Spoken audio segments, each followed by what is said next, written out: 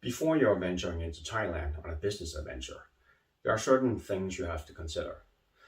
Whether you're a startup or your existing company, there are numerous issues facing you. Certain things you have to realize before going into Thailand. First of all, what's the Thai business environment like today? We've all heard about the Eastern Economic Corridor project, and Thailand does open its arms for a multitude of Danish industries, but not everyone. Are you in one of those industries that welcomes with open arms? Another thing is the legal landscape. Do you realize what kind of legal environment you are venturing into?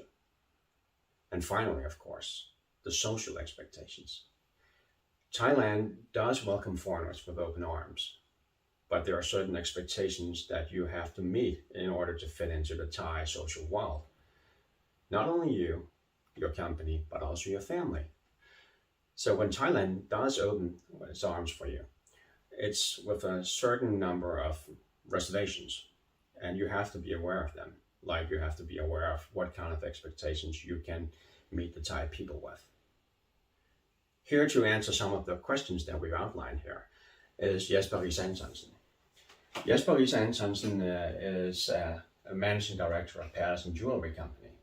But before he purchased a large stake of the jewelry company in Thailand, he was a vice president of Pandora, and before that he worked for a company called Pressalite. Jesper Riis-Antonsen has been in Thailand for a number of years, and he's here today to share some of his knowledge and experience with the country.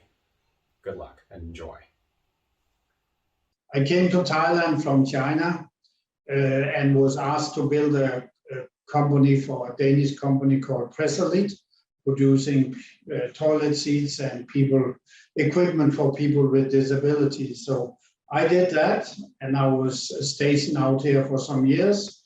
And then by coincidence, I bumped into some Pandora people, and they asked me, why not come and work for us? At that time, Pandora had this growth rate, which was totally crazy. And they hired people in bunch of 1,000 people at the time. So I came into Pandora in 2013, and there was around 2,500 people working in the factory.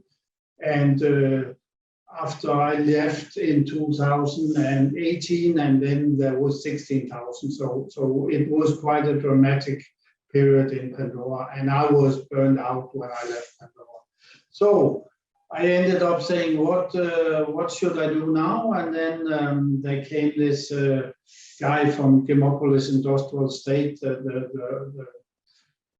CEO of that industrial estate. Why not talk with this Australian company? They want to sell their companies. So we ended up making a deal whereby the majority of the shares in an 86-year-old Australian jewelry company, family owned.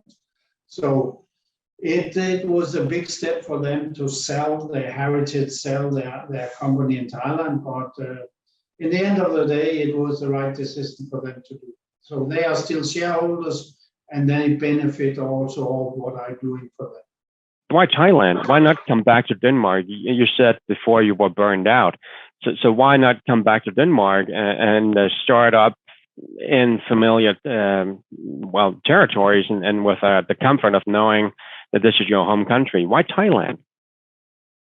I was already in Thailand. That's one thing. The other thing is that in general, in some way, Thailand is more easy to do in business with in Denmark.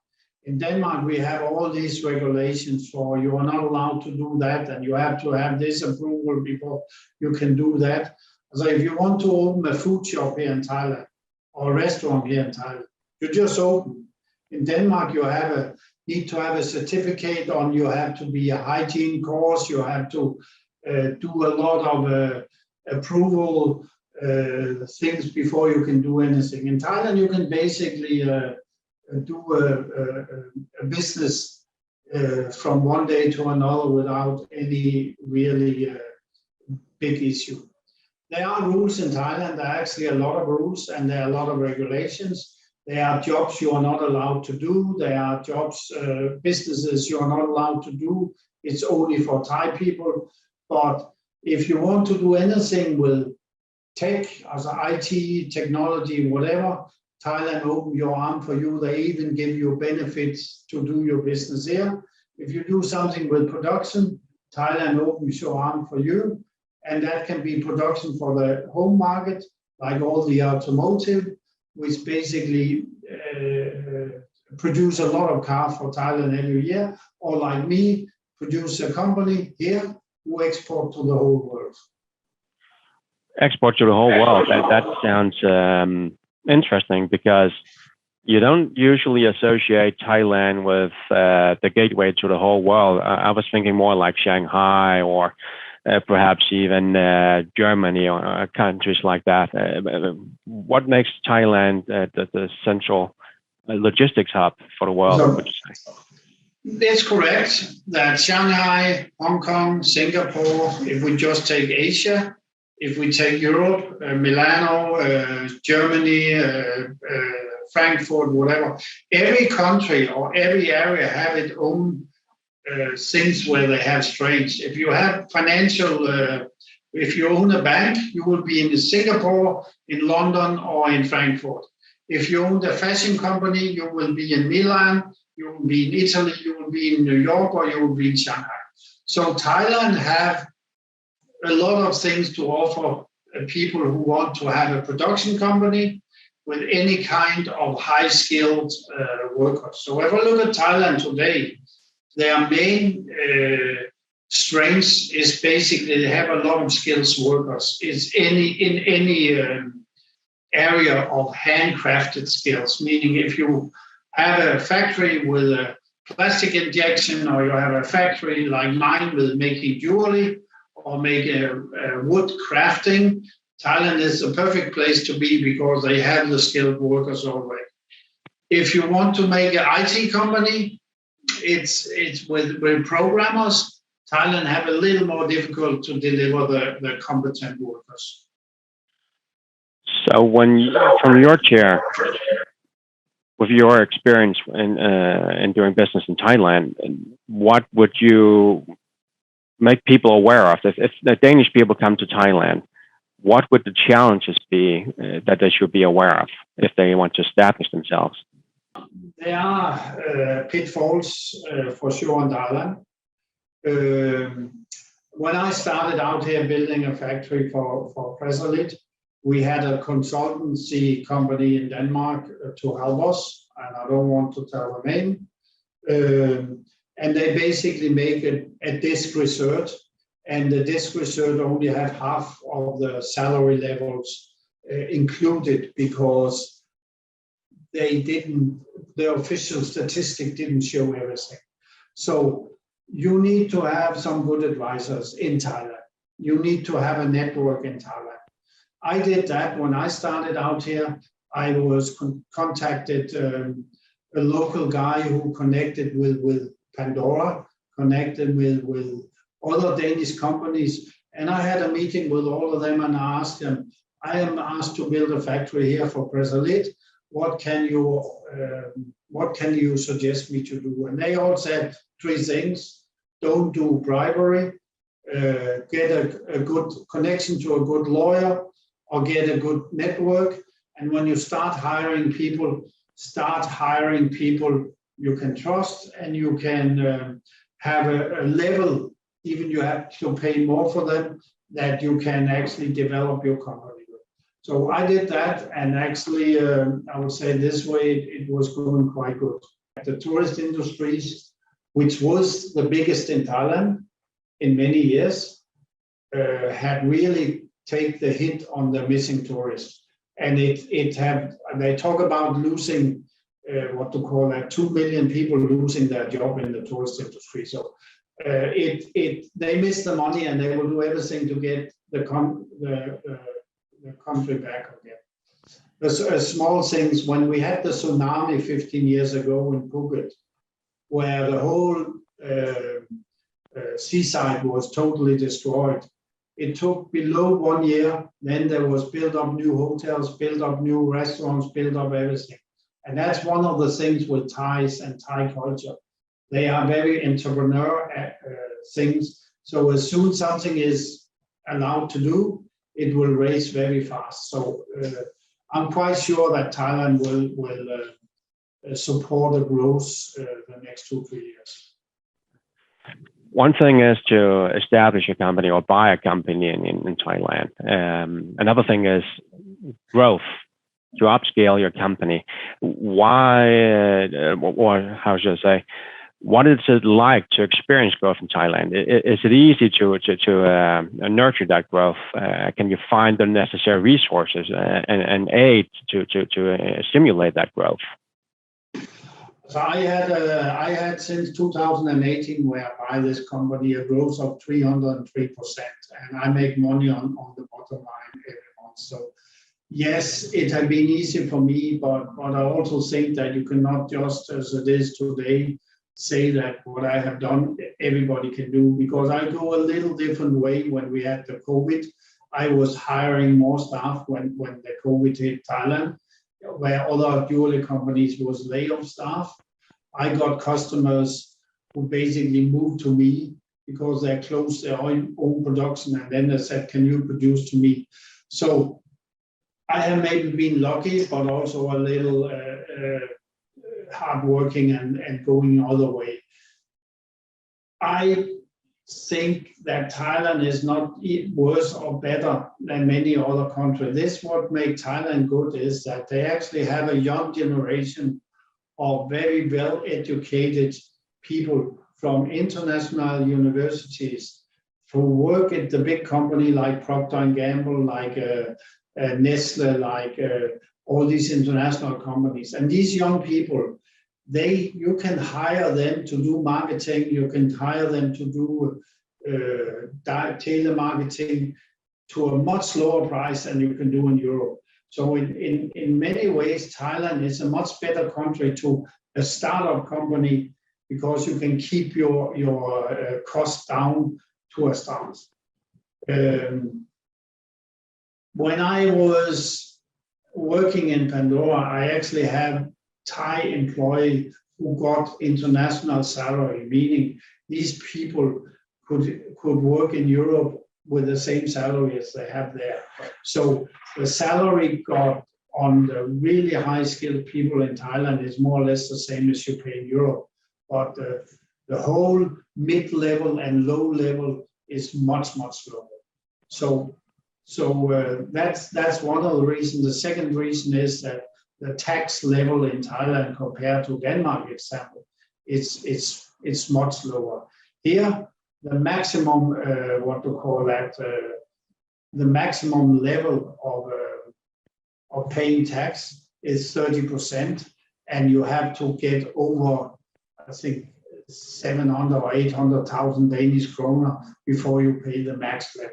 They have a progressive tax system in Thailand, as they have in Denmark, and you pay 0% tax up to the first 150,000 Thai baht, and then you start paying 5-10%, whatever. And for companies, it is 20%, which is a little lower than Denmark. As I remember, it's 25 in Denmark. So the business setup Thailand provides for foreign companies is much better. Besides that, they have the whole incentive program under the Board of Investment in Thailand. So if you come here as a tech company and want to start up with that, you can do that with actually getting a free visa, free entry, whatever, because you have a technology company. If you do pharmaceutical, if you do other things, Thailand would basically give you 0% tax in 8 years, and after that 15% tax in 8 years too, meaning the first 15 years you don't have to pay anything. So I would say the way of starting up a company is much better to do in Thailand than in Europe. So one thing is to establish yourself in Thailand. Another thing is to move to a completely different country, coming from Denmark. From your chair, when moving to Thailand, as an individual and perhaps even as a family, what should people be aware of? People, there was a period of time when I worked here, I every week get an email or text or letter saying that, oh, I fall in love on my holiday. I fall in love in the country on my holiday, so I want to have a job in Thailand and move to Thailand. And that was both they found a girlfriend or they liked the nature or whatever. So when you move to Thailand, the first thing you need to look at is that there are no free school in Thailand. So if you move with your family and you have kids, you have to pay international school, which costs quite a lot. And it's only the big international companies who actually pay for the school. If you is in a local company, for me, the company don't pay for your international school. And they cost a lot. Health insurance, there are no free hospitals in Thailand. So meaning your company or yourself need to make a family insurance for getting hospital. And the last thing is that the working time, the work. So I live half an hour's drive from my work, and it takes me half an hour to drive here in the morning, and it takes me between 1 hour to 3 hours to get home in the evening when I sit in the traffic jam. The 3 hours is 2 times a year, so it's normally 1 and 1.5. But again, you work in my company 48 hours a week, 5 days, meaning your normal working time is from 8 to 6:30. So that means again, when you go to work, it takes time. When you come home, you're just tired and exhausted and basically want to relax. So from Monday to Friday, there are no free time. They are not like in Denmark, you go to the sports arena and do some sports, or you go to some friends or whatever, because you are home so late and you need the food, and then it's evening and you go to bed. So the way of living, the way of working is totally different. But in general, if you ask me if I want to change, no, I don't want to change. I have a good life here, I have a good family. The COVID learned us to also work remotely, so I can work now from home. And I still think I have the perfect setup compared to Europe.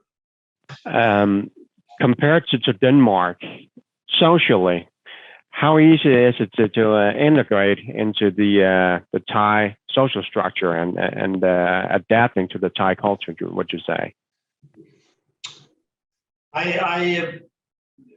I have said what I'm saying now a couple of times to a couple of friends. I see the Thai culture as 3 circles: a center circle, a middle circle, and an outside circle. The outside circle is the circle where all the tourists meet the Thais, and that means the Thais are smiling, they are helpful, they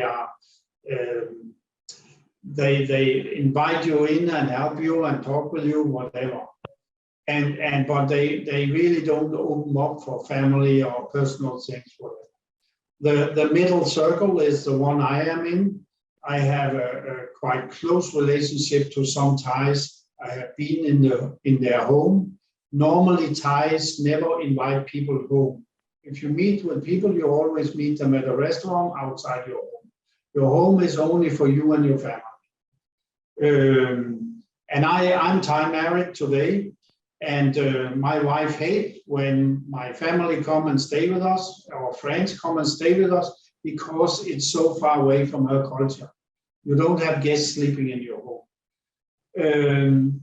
And the inner circle, even I've been here in 15 years now, Thais never let you in for that. And that is a circle where a lot is made with